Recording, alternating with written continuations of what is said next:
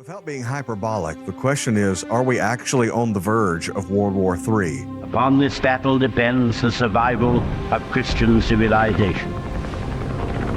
Well, a recent whistleblower, active military, has come to my next guest and revealed some troubling inside information about what's happening in regards to Iran. You're not going to want to miss this. Before we dive into this end-time revelation, you're going to need to stay awake. So I want you to head over to encountercoffee.com, and I want you to help us support the persecuted church around the world simply by buying a bag of coffee. You can get it ground, you can get whole bean, you can get Azusa Street Mornings or the Wigglesworth blend. We've got a new one coming. I'm not going to reveal the name or the details yet, but that's going to be coming soon, so you need to stay tuned for that. But we're going to dive in and have a stunning end-time teaching tonight with our guests, where we're going to dive into not only what's happening with Iran, the Dead Sea, prophecies being fulfilled that you've probably never thought of or even heard of that are in the Bible. These prophecies are taking place, and this is going to encourage you, it's going to inform you, and it's going to empower you to effectively minister the gospel and be an ambassador for Christ in this generation. Let's dive in with our guest, Joseph Morris.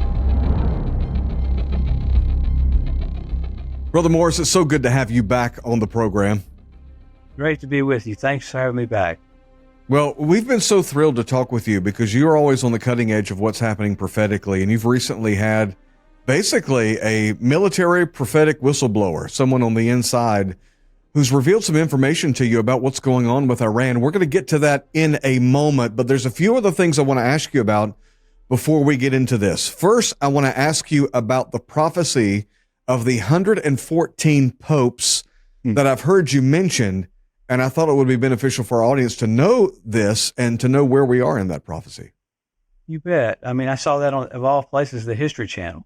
I mean, having a secular article about it. It was Bishop Malachi from the year 1129 A.D. And we would say Malachi, but back then that's how they pronounced it. He got the coat of arms correct, 114 out of 114. And the coat of arms for each pope was different. If there were a military pope or a worship type pope or more of a teacher type pope, it would very, very, I don't want to say busy, but just tons of information on their coat of arms. He got that correct, 114 out of 114. History Channel said that's statistically impossible. Only a God can do that. And what you find is an accuracy, I would say, that exceeds 80%. And what makes it amazing is he gets more accurate as he gets to the end of the list. You would have to be divinely inspired, I would say, for it to match that accurately. That seems to be a little more than coincidence. Whoa. Well, that's pretty crazy. So the pope that we have now is the 114th. So you're saying very quickly, just to summarize for the audience, that this gentleman back thousands of years ago, 1,000 years ago, he had a vision of all of the coat of arms for each pope that hadn't been created yet, and he has been accurate for every pope's coat of arms for 114 of them. Where are we in that lineup? We're at the 114th. So that's the intriguing thing is that's showing us where we are. I mean, in baseball, if you bat 3 out of 10, you make a pretty good living, and if you bat 4 out of 10, you're amazing. And he's 114 for 114. That's remarkable. I love that they said only a God can do that. Yeah, that's wild, because God distinguishes himself from all the other gods because he knows the end from the beginning. But what does that? So within Bible prophecy, how does that relate to what we know and understand about Bible prophecy and where we are in end-time events? I think it shows us the timeline. Like if this is 114 out of 114 is hard to argue with that. If the one we have now is 114th, you'd have to look at how old is the Pope, how's he physically doing. I mean, there's little things that show us where we are along with that. But I mean, to me, that's remarkable that you would have someone that they would even keep up with that. I'm intrigued that people don't talk about it more. I mean, it's just public. I happened to be catching the History Channel one night, and I'm like going, "Whoa, what in the world?" And when I went through it, I'm like, "This should be preached. This should be touted everywhere." So, with the last pope, then that means we've reached the end. Just while we're on this subject, by the way, the Catholic Church, the Orthodox Catholic Church, as we have known it. Dave Hunt, I believe it was, who wrote a book, The Woman Rides a Beast, where he correlates the Catholic Church with a lot of Bible prophecy. Do you see the Catholic Church playing into Bible prophecy at all? I think so. I mean, I think I differ in some things about all these people thought the beast and the false prophet, that the Whore of Babylon and all that. I think the Whore of Babylon is Islam, but I think Really? that's just my. I could be totally wrong, because it's kind of hard for me to think of the Catholic Church being that, but maybe I could be totally wrong. But I just always thought Islam was. Yeah, it's hard to imagine the modern Catholic Church being that. Of course, we go back 500 years, and then it might be a little more easier to fit that into the model because their modus operandi seems to be very similar when we compare them across centuries. Yeah. One of the things that we hadn't talked about that catch me off guard right now is the 5 red heifers, that were shipped over from Texas, that they had their ears. They were the only group that didn't have their ears clipped because of COVID. So they don't have a blemish, and they have to be used between the year 2 and 3. So this is the comical thing, was how do they fly these cows from Texas to Israel? They marked them down as service animals. So they couldn't send them in because of all the hassle with agriculture. So marking them as service animals, I thought, how weird that a person has a cow helping them find their way through the airport. But I know they didn't do that, but there's little things like that. I mean, there's little things like that happening that are just kind of shocking me, like one after another. Like, wow, that's cool. Like our emotional support red heifer. Yes, I need this red heifer for end-time emotional support. You need your red heifer. You need your red heifer. Yeah, and the intriguing thing is they have to be used between year 2 and 3, and that's where they are right now. So that's like, wow. So what's your response to people who say, well, red heifers, it's easy to find a red heifer. I mean, there are red heifers everywhere. What's so significant about these particular red heifers? Being flawless and not having their ears clipped. And they've tried to get flawless red heifers, but the inspection process is so amazing. They find flaws where other people didn't find them. So that is intriguing that you have 5 there that are pretty much flawless. Yeah, no question. It seems there's so much that indicates the end time events are converging all around us, particularly with the New World Order and the rise of these globalist elites. And I remember you talking a little bit about Strasbourg, France, and what's erected there. Could you talk to us a little bit about what's being built there and how that relates to the Antichrist? Sure. I mean, it's that's the Capitol building for the EU is in Strasbourg, France. It's the way they built the building is it's destroyed kind of in the top and kind of almost like basically identical to the Tower of Babel, how it's fragmented at the top where they stopped working on it. So that building looks just like that. All the markings on the inside are all from Nebuchadnezzar. The artwork out in front of the building is a molecule of iron magnified, because Daniel saw iron and clay. I don't think they know what they have on the inside of it, but when I walked in, I'm like, okay, that's from Nebuchadnezzar. I mean, and their slogans are so demonic. We don't need God. We'll be our own gods. Just like the Tower of Babel, people will make a name for ourselves. And that's happening right now. That's been there for quite a while. Sometimes when I'll do a lesson in churches, I'll have those pictures side by side. And when you see them side by side, it's like, oh gosh, this is radical. Yeah. So when we see that, do you think this is playing into the revived Roman Empire? What do you think that is? How will that play out in our modern day? I think it's a platform of nations, like even right now, obviously for Europe, but a platform of nations that's literally the sending mechanism for the Antichrist. I mean, he's got to have somewhere to reign, got to have someone to oversee, and that gives him that platform, I believe. I could be wrong, but it's pointing toward that, because that's pretty much what the Scripture says. But some people interpret it one way or another. But it's really blatant how it's set up. Easily could fit that. Yeah, I've never heard anyone put it quite like that. The sending mechanism for the Antichrist. What a great way to summarize it. And by the way, everybody, you need to get a hold of this book, End Time Events Made Easy.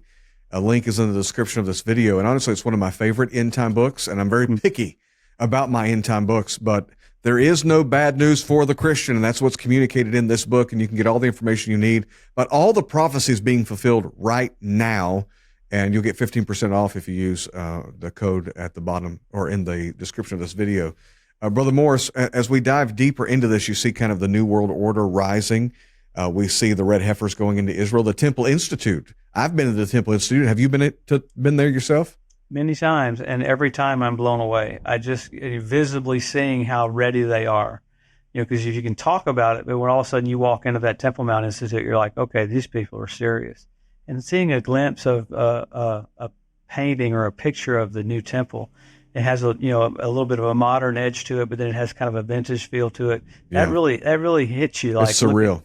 It's like they've captured that feeling of old and new put together. And yeah, I don't think people realize when we say Temple Mount Institute, they don't understand it's a whole thing that's completely ready for sacrifice. So it's a whole organization that is preparing to be able to build the temple. And all of the instruments, all of the furniture have already been created and built. Mm-hmm. And they're prepared. Someone once asked how long it would take them. I think I asked one the first time I went. Once you get approval, through the approval process, all that, how long would it take? They said about 3.5 years. Wow. Now, why? So when I say that, why is that number significant to you? Well, it's a pretty blatant number that the Bible says midway through the trib, the Antichrist goes into the temple and says, "I'm God." Mm-hmm. And the sad thing is the Jews all think he's the Messiah. So it's kind of an uh-oh moment for them right there. And boy, wouldn't that be crazy? Who you think is the Messiah ends up being the devil incarnate. And so the devil has the last 3.5 years kill, steal, and destroy. And what did Jesus do in his 3.5 years? He went about doing good and healing all that oppressed the devil, for God was with him. It's amazing to look at the difference between what Jesus did and what the devil did. About a month and a half ago, I went to Israel, went to Petra specifically to see how they could gain security.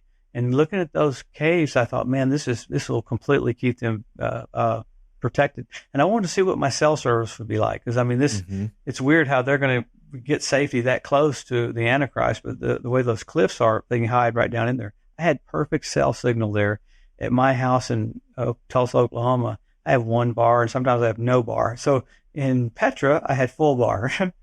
So yes, in the middle of nowhere. Middle of nowhere, literally in the middle of nowhere. Yeah.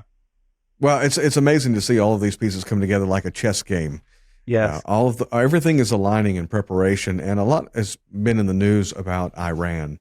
And of course, our nation's relationship with Israel is strained to a point it hasn't been in quite some time. Before we dive into Iran and kind of the whistleblower that's reached out to you and shared with you what's been happening, how do you see what's happening with America's relationship with Israel right now? It's so fragmented because of the leadership that we have right now. Says they support Israel, then they do the opposite of that.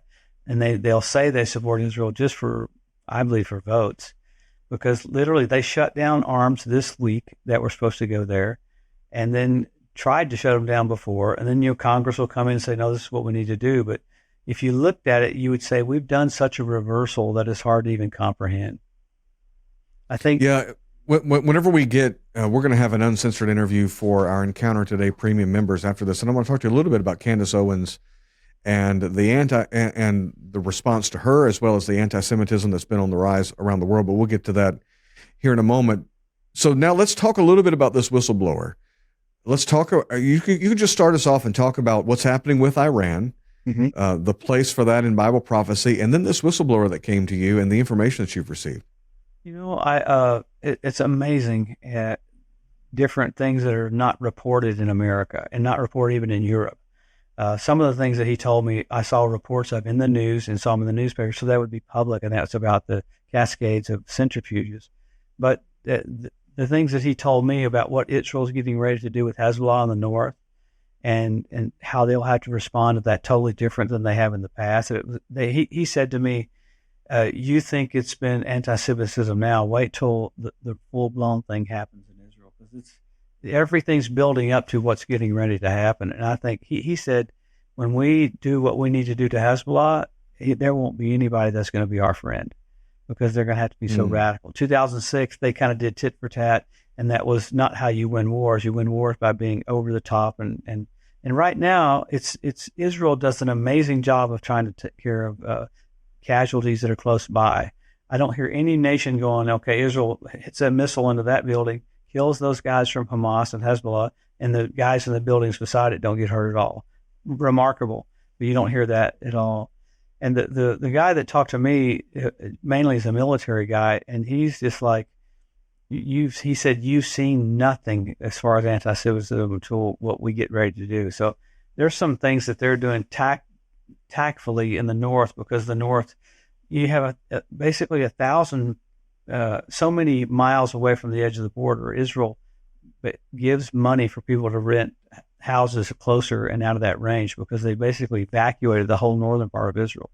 And when this was happening, Hezbollah's main guy said, we're getting ready to come down and go into Galilee. So I think it's going to surprise us how Israel's going to kind of over respond, and that's what he was talking about that caught me off guard. Like, oh God, it's already, when you got colleges that can't have graduations because people are so crazy. And the thing in New York the other day, all the signs were the death to the Jews are dogs. And then they put up, one of the articles, they put up the signs from 1933, 1934, and they were identical to what those people were doing in New York City. So, yeah, they found several copies of Mein Kampf and the war in Israel going from house to house. Sure. In the Hamas militants, of course, having that literature, which is fascinating. So how does this now play? Go ahead. That word is, Mein Kampf is my struggle. Jihad, same word. Yeah. So they don't even realize they're acting out the same spirit that's coming to view through people. Yeah. I'm sorry. And how does this then trigger Iran in Bible prophecy? What do you see Iran doing in Bible prophecy that we're about to see in real life? I think everything's been a test pattern in the last few months, like when Iran started firing missiles down and Israel got 99% of them. I think what you're getting ready to see is that grouping of Russia, Iran, and Turkey. Those three players are the instigators in the Ezekiel 38 war. And I believe that happens right after the rapture. Some people believe another way. I believe that just because God physically intervenes for Israel during that time, which he doesn't do that during the church age. And so during the tribulation. During the tribulation, exactly. So that's why I think that is right after the rapture, because God literally, it's amazing when the things are different, Old Covenant and New Covenant, and during that 7-year period, you go back to Old Covenant time where God basically kind of can do some things that he can't do under the dispensation of grace. Exciting times to be alive, for sure. Oh, you see all these players coming literally on the field right now with Russia and Turkey and Iran. I always think I'm getting more blatant. I'm like, okay, I didn't think that would happen. I didn't think that would happen. So, yeah, cool. Speaking of I didn't think that would happen, you talk about this prophecy of predatory birds returning to Israel, and you talk about it with enthusiasm, and most people don't even know what prophecy you're talking about. Share that with us. I was watching the Animal Planet channel several years ago, and I'm an ESPN, I'm a sports guy. And I'm watching this Animal Planet. It was an Israeli ornithologist. The only reason I know what an ornithologist is, my brother was one. He went to college for 9 years. My dad said, "What'd you learn?" He said, "Well, I learned how to play poker." So there's this Israeli ornithologist comes on and says, we have 170 different species of predatory birds showing up. And she said, "Well, I don't understand this." And I'm sitting there going, "Well, I understand it, because right after the Ezekiel 38 war, God calls on the fowl of the air to come clean the land up. 7 years later, after the Battle of Armageddon, he calls on the fowl of the air to come clean the land up again." So when you got the cleanup crew there, so that's pretty amazing that you have animals. You have foxes on the Temple Mount, fish in the Dead Sea. You have the Dead Sea turned blood red where Sodom and Gomorrah was on the Day of Atonement. And then you add to that all these others. That's when you combine them all together and you're like, okay, this is like too crazy. Okay, walk that back then just a minute, because you just listed several things that are just jaw-dropping. The first, predatory birds, is significant because for centuries there have been no birds in Israel, right? Right. And a couple of the ornithologists I was preaching up in Connecticut, they walked up to me and said, there's more than 172 different species now. That freaked me out. Now, I lived in California. I took my daughter and her new husband to the San Diego Zoo, and I asked a lady, I said, "Is it possible there's up to 172 different species of predatory birds? I thought there's maybe 10. She goes, "Oh no, there's more than 172. There's like 500. And this guy up in Connecticut, last time I was there, maybe about 4 or 5 months ago, he said it's up to several hundred more than what I've said. And I'm like, that's just crazy. Just another chess piece being moved into place. Mm-hmm. Foxes, that's a prophecy as well on the Temple Mount? Lamentations 5:18, that the Temple Mount would be so desolate that you have foxes that were roaming the Temple Mount. And that happened this last year. I'm like, man, that's crazy. So I always preach it as you got Russia in position, you got animals in position, you got birds in position, fish. I mean, Ezekiel prophesied 2,700 years ago there'd be fish in the Dead Sea. Are we seeing that now? So you're saying the Dead Sea was prophesied to come to life again. Mm-hmm. And for the first time in history, Mm-hmm. we're seeing this? First time. That's why people tell me, "Oh, these have all happened before." No, these have never happened before. That's what's remarkable about it. These are one-time things. Like what? And then the Dead Sea turning blood red, where Sodom and Gomorrah was. I heard that, and I even preached that, and didn't even know it was on the Day of Atonement. Then when I found out it was on the Day of Atonement, I said, "Oh Lord, you're just showing off." Now this is just out there. Yeah. So what are you watching now? What is your eye on now as far as Bible prophecy? What are you paying attention to? I'm watching Israel be completely surrounded on 7 fronts, and watching the world stay mad at Israel, trying to not, instead of going, "You need to protect yourself," them totally not getting it. I'm watching that verbiage get louder and louder, and it tells me, boy, we're getting really close to the tribulation period. That's what it's going to be. It's going to be so horrific that Israel will call on the Messiah. It has to get really bad for them to start going, okay, we're calling out for him. So you're seeing the setup for that cry, because the Bible says the spirit of supplication is going to come upon them right after we leave. And one of the friends of mine that was in Israel, I've tried to get him saved, and I said, "Look, if Jesus is not your Messiah, you better start killing some animals." He said, "Oh, we don't do that anymore." But he said, "I know your doctrine. I know the church is going to disappear. I know Russia and the Ezekiel 38 war." And I'm like, "God, you've got Jews in position that know what's getting ready to happen," which that's crazy in itself. And we talked about getting some pamphlets ready for the day after the rapture in Israel, have a pamphlet go out to every home in Israel. But on the other hand, there's not that many Christians in Israel, so that when the rapture happens, that disappearance is not going to be quite as big of a deal as it is in America, I think. America's going to be like, wow, all these people disappeared. So, yeah. So there's several things like that that are really big that I'm looking for as far as what happens in the next few months of how the nations respond to Israel trying to protect themselves. When you talk about everybody in America, being shocked by the disappearances, how do you think it's going to be explained? I think it'll be UFOs, invasion of the body snatchers. I think they'll come to the place and say, well, finally those narrow-minded Christians got evacuated and taken, so we can evolve to the next spot. And I mean, UFO stuff has never been as big as the deal as it is now. I mean, when it's on secular TV and even people in the Air Force coming out with videos showing it. So it's getting ready to all come together, I think. So what's the message then? What is your message to the body of Christ? Should we just bury our heads in the sand and hope to escape all these troubles, or what should be our mentality? Our mentality be hustle. You see the finish line, you run faster. Everything is about everything's about acceleration. I've never seen a runner train, get in the race, and then get up to the finish line and go, what is that? No, they know exactly what the finish line is.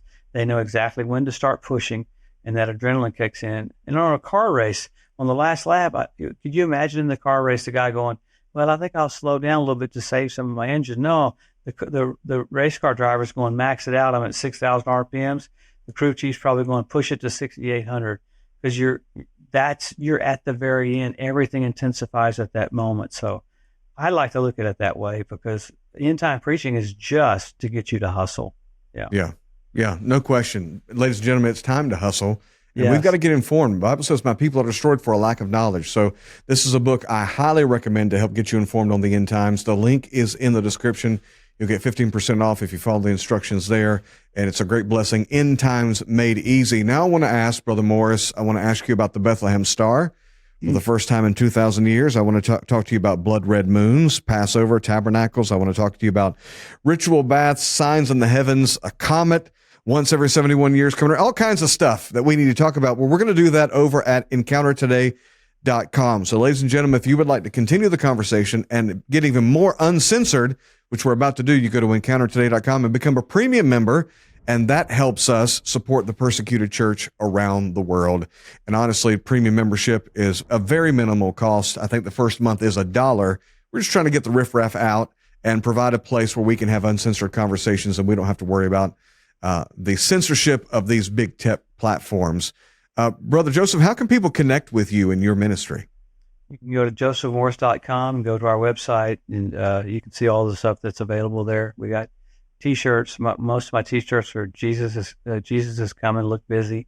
I try to make it kind of jovial, and I put the signs on the back. I put about 25 signs on the back, so that signs of the coming of the Lord in our generation. So people may be in the line at the grocery store, they see all the signs on the back. Oh, come on. On the back of the shirt, there's 25 signs of the coming of the Lord on the back. Mm-hmm. The last one is Aerosmith Steven Tyler got saved. So I jokingly say that. Lenny Kravitz led him to the Lord. So in one of Aerosmith's last CDs, they had Jesus on the main line, tell him what you want. So listen, I say when Aerosmith's getting saved, look up, Jesus is about to come back. So.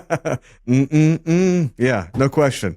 Well, that's exciting. I know everybody's shouting about it. How many of you like hearing Aerosmith get saved? Wow. Yeah.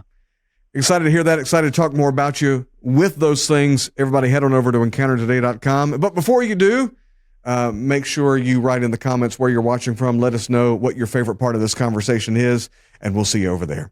God bless. Paul says if we're going to be successful in sharing our faith, we got to quit trying to get our point of view across to people, and we need to understand their point of view. It's not about you, and it's not about me. It's all about them.